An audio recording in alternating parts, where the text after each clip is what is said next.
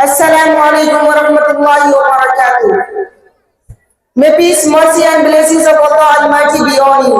First of all, I would like to thank for giving me the opportunity to introduce myself. I am Kashif Aman. I am a student of Al-Falah English Arabic School. I study in grade level 3. I belong to Bethia, but currently I live in Al-Falah English Arabic School. My topic is in Hindi language. Please listen to me and encourage me. नागरिकों को कानून का पालन करने वाला बनाने में धर्म की भूमिका। आज मेरा भाषण का विषय मानवता की दुनिया की सबसे बड़ी जरूरत है, चाहे वो अमीर हो या गरीब, विनिर्माण कंपनी हो या कारखाना, लोग हो या सरकार, हर किसी को इसकी आवश्यकता है। मेरा विषय नागरिकों को कानून का पालन करने वाला बनाने में धर्म की भूमिका।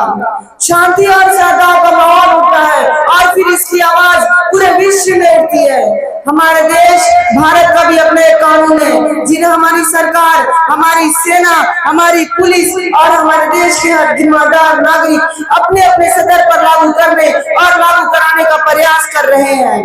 फिर भी दुर्घटनाएं नहीं रुकती, अपराध नहीं रुकते, चैन से मुलाकात नहीं होती, शांति नहीं दिखती। आखिर ऐसा क्यों?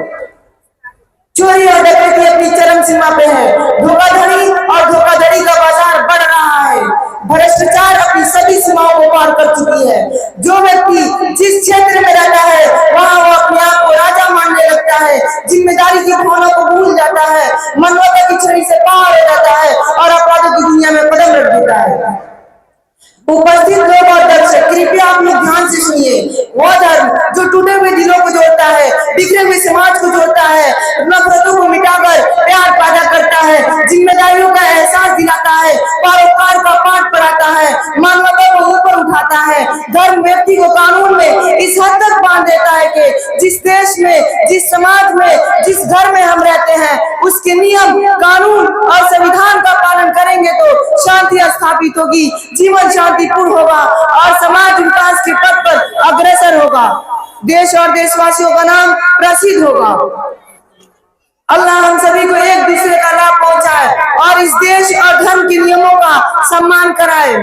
समय की कमी वरना हम इस विषय पर घंटों बात कर सकते हैं। ईश्वर ने चाहा और भविष्य में मौका मिला तो जरूर विस्तार से बात करेंगे। धन्यवाद।